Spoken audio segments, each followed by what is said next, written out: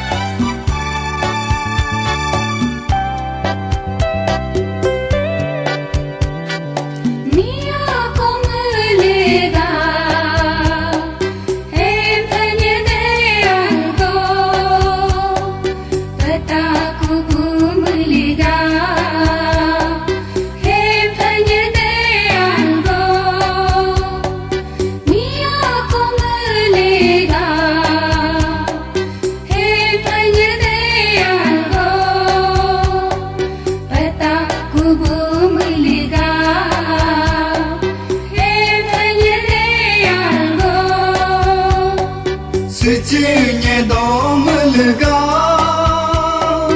hem fanyir de algo Nisenya memelga hem fanyir de algo Kakato melenge somenga lesa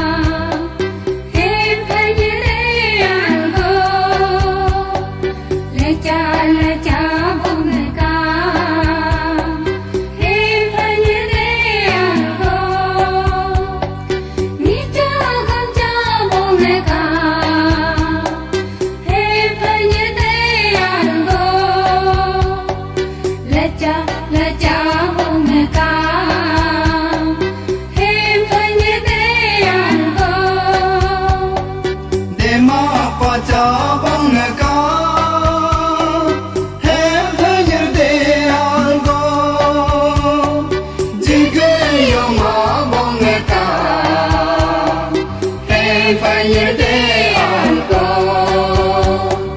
Kakato melenge sole dale sa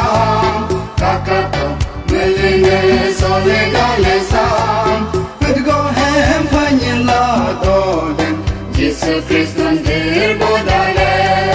Tidgo hem fanyir la doden Jesu Kriston dir bodale